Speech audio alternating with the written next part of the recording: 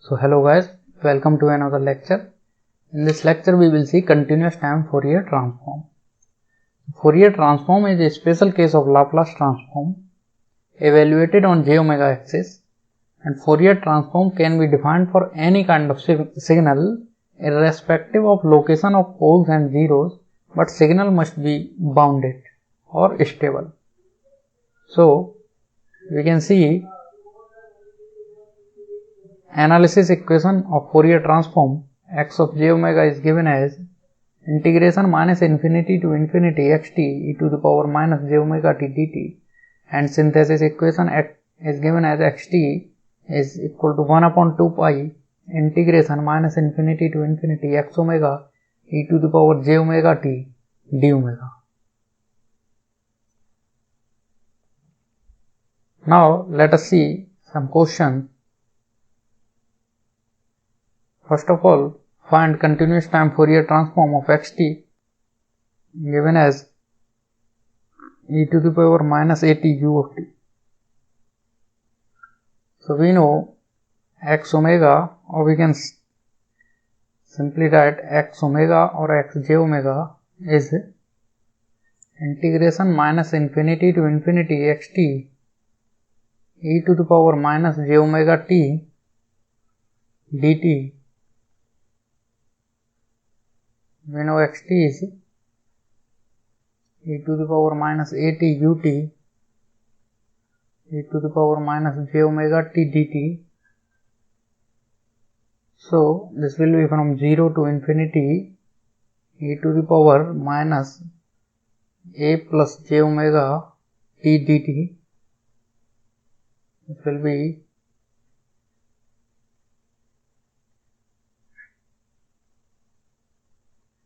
integration of e to the power minus a plus j omega, limit from 0 to infinity.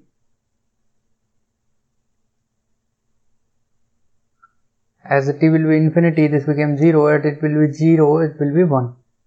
So x of omega became 1 upon a plus j omega. So this is CTFT of e to the power minus at u of t. Now let us plot its magnitude and phase spectrum. So we will take value at different omega. Let us say omega is 0. From here we can write magnitude of x omega is 1 upon under root a square plus omega square, and phase angle of omega is x omega is minus tan inverse omega by a. Okay, so as for different values of omega, we will see magnitude and phase. So for omega equal to 0, magnitude of x of omega is, we will see magnitude and phase of x of omega. For omega 0, magnitude of x of omega is 1 by a and phase is 0. Now for omega a, magnitude is 1 by root 2a and phase is minus pi by 4. For omega minus a, magnitude is again 1 by root 2a and phase is pi by 4. Let us check at omega infinity, magnitude became 0 and phase became minus pi by 2.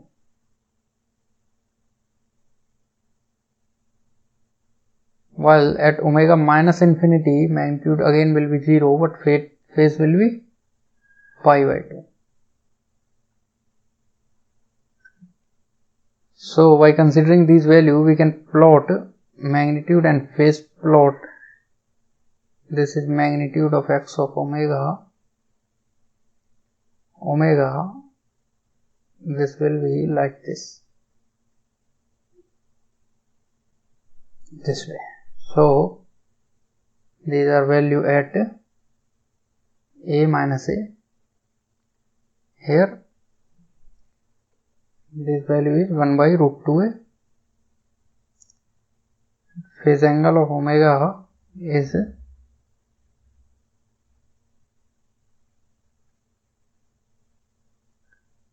will be something like this. At omega infinity, this will be minus pi by 2 and this will be pi by 2, and this is minus pi by 4 at omega a and pi by 4 at omega minus a. So let us say this is omega a, so this is minus pi by 4. At omega minus a, this is pi by 4.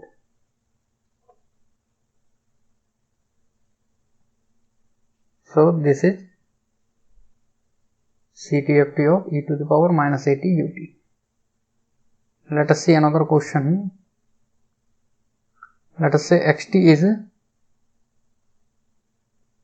del t. Then x omega will be integration minus infinity to infinity del t e to the power minus j omega t dt. So by shifting property we can write this will be 1, x of omega is 1. So we can solve for other questions also. Let us say xt is e to the power at u of minus t. X omega will be minus infinity to infinity e to the power at u of minus t power minus j omega t dt. So this will be minus infinity to 0 e to the power a minus j omega t dt, e to the power a minus j omega t upon a minus j omega, limit from minus infinity to 0. So as we will put limit, this became 1 upon a minus j omega. So let us see some properties of CTFT.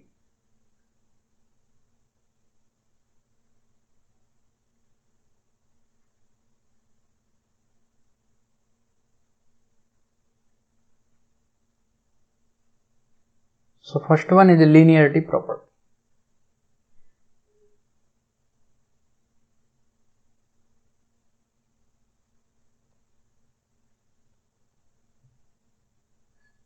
So linearity property says that if xt has Fourier transform, CTFT can be, generally we can say CTFT as Fourier transform. Xt has Fourier transform x omega, yt has Fourier transform y omega,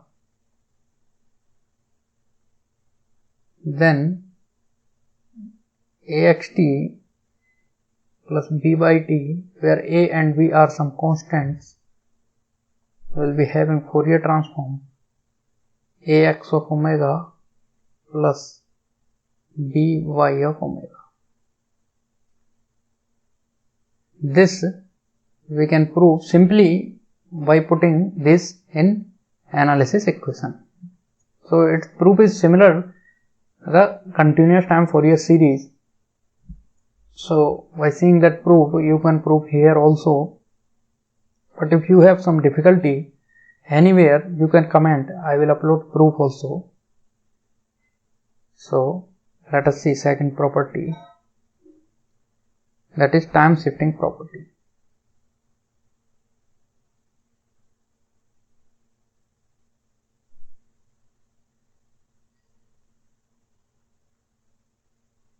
Time shifting property says if xt has Fourier transform x omega,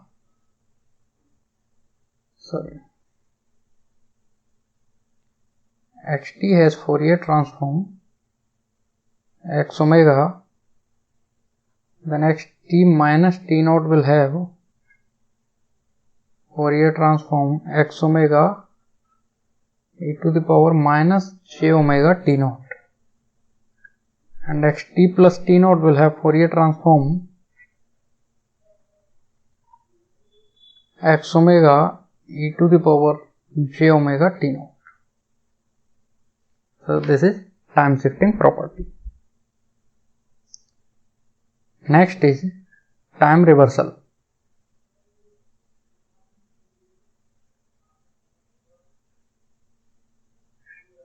Time reversal property says if xt has Fourier transform as x omega,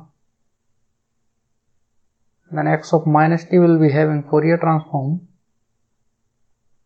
x of minus omega. Next one is time scaling property.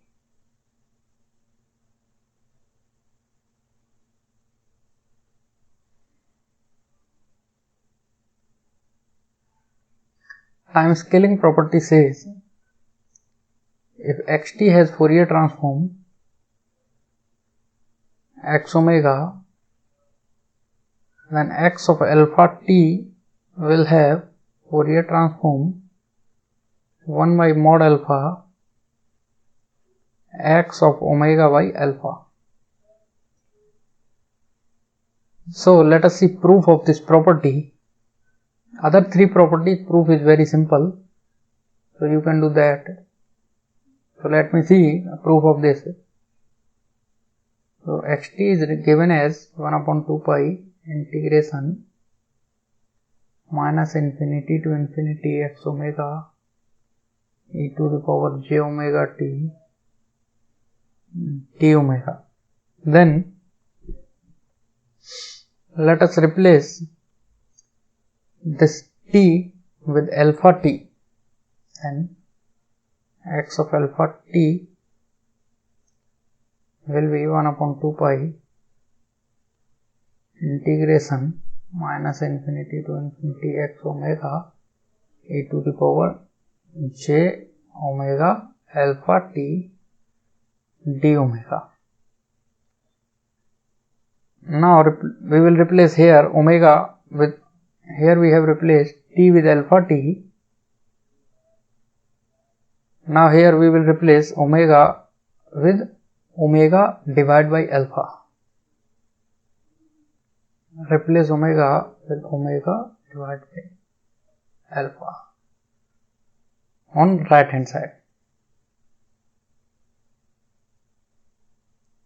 So x of alpha t is 1 upon 2 pi integration minus infinity to infinity, limit will not change as omega is minus infinity, here also omega is minus infinity. X of omega by alpha e to the power j omega, as we will replace omega with omega by alpha will cancel out, so this will remain e to the power j omega t d omega by alpha. So here we can see that we can multiply this alpha inside here. So this became 1 upon 2 pi integration minus infinity to infinity 1 by alpha x of omega by alpha e to the power j omega t d omega. Okay, x of alpha t. So by comparing we can see x of alpha t has 1 by mod alpha x of omega by alpha, its Fourier transform. Now if we are going for x of minus alpha t, so we will replace this t with minus alpha t, so it became x of minus alpha t, and here also it became minus alpha. Then we will replace this omega with minus omega by alpha, and then this integration became from plus infinity to minus infinity, this became minus omega by alpha. Here minus minus will cancel out and one minus will be here also, because we are replacing omega with minus omega by alpha. So with this minus we will change these limits, so limit we came minus infinity to infinity, was this negative sign will remains here for x of minus alpha t. So we can see, but this alpha will be positive. So with both these cases we can see x of minus alpha t will have Fourier series coefficient as 1 by alpha x of minus omega by alpha. So we can see either we will put plus or minus, this outside alpha will remain same. That is why in property we have this 1 by mod alpha. Mod alpha, either positive or negative, outside will be positive, but if it is negative then inside will be negative. So this was time scaling property. Now let us move to duality property, which is important. Fifth one is duality property.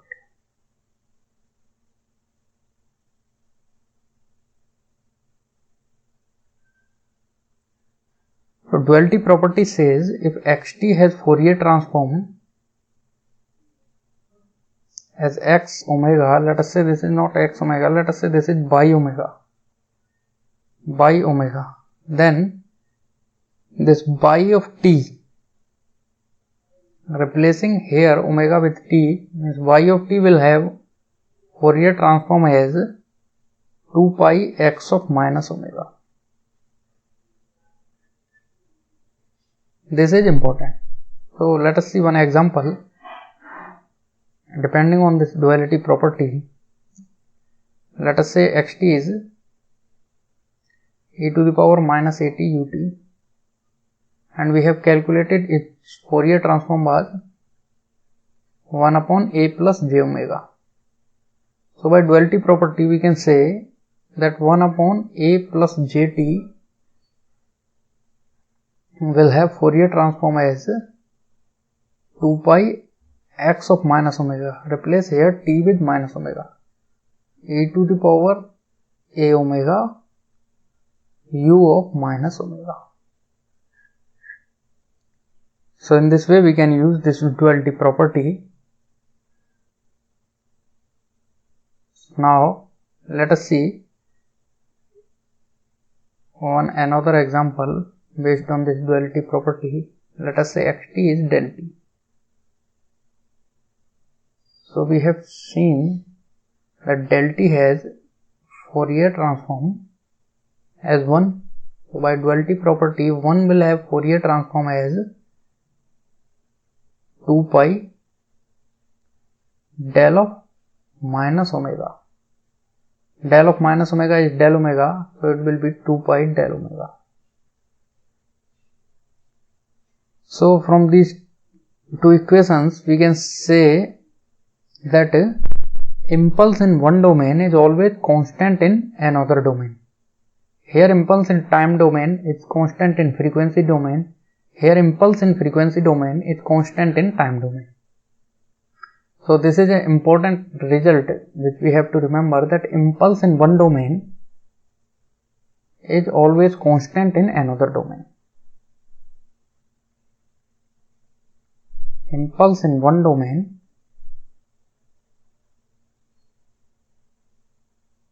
is constant in another domain.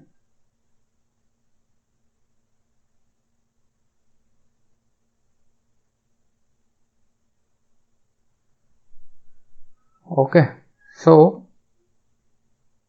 let us see proof of this duality property.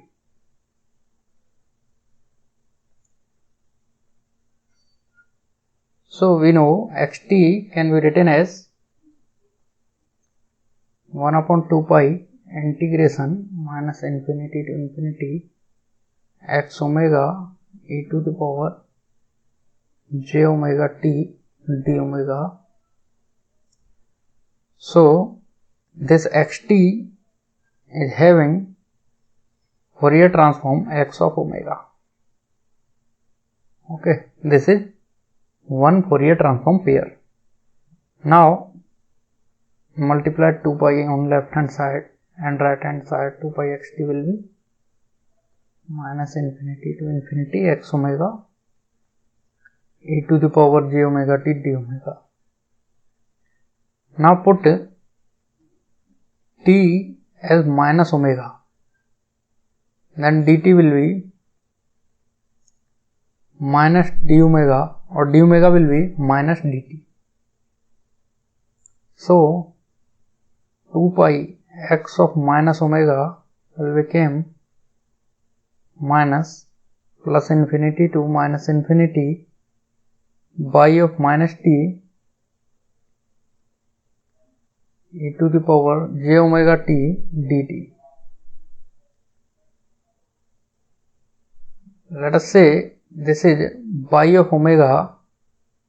To make a difference, to understand it better, let us say xt has Fourier transform by of omega. So here there will be by of omega. Here again this will be by of omega. Okay. So now this will be by of minus t. To make difference, I am taking this. We can take x of omega, but there will be some confusion. That's why I am taking by of omega. So again this minus sign can be merged in this limit. So this limit became from minus infinity to infinity by of minus t e to the power minus j omega t dt. Here again, now this is plus j omega t, so this is 2 pi x of minus omega. So now replace t with minus t. So 2 pi x of minus omega will be integration infinity to minus infinity or minus infinity to infinity y of t e to the power minus j omega t d of t.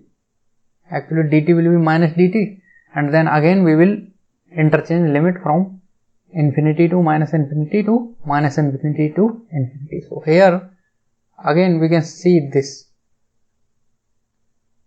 This is another Fourier transform pair. So from here we can see that yt has Fourier transform as 2 pi x of minus omega. So now let us see one another example.